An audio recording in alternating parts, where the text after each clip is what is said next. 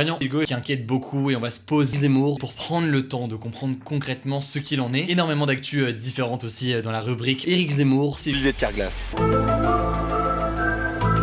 Le sujet donc à la une aujourd'hui, c'est la propagation du variant Hugo qui est en train de déclencher une panique mondiale. Alors est-ce que ce variant est Olivier de Carglass. Ce variant est Éric Zemmour? Aucune étude ne permet d'être sûr et certain de tout ça.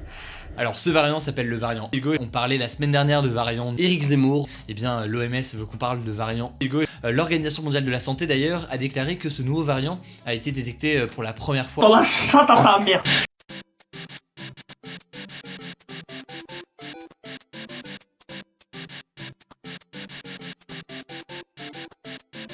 Les scientifiques ne prennent pas du tout à la légère. La chatte à ta mère. Pardon? Pardon? Pardon? Pardon? Pardon?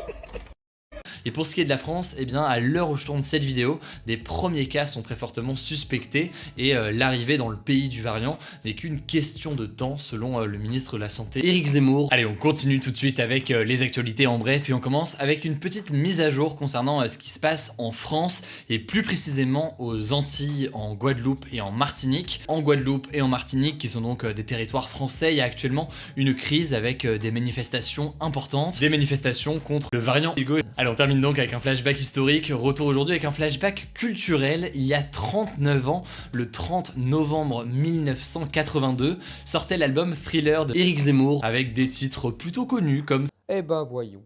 mais aussi Beat It ou encore Billie Jean. C'est un album qui est évidemment mythique puisque aujourd'hui il reste le plus vendu de tous les temps, rien que ça, avec 65 millions d'exemplaires vendus. Alors il n'y a pas de débat vendredi, mais il y en a un aujourd'hui. Éric Zemmour est-il le plus grand artiste de tous les temps? Non. Voilà, écoutez, c'est tout pour ce nouveau résumé de l'actu en moins de 10 minutes. J'espère que ça vous aura plu.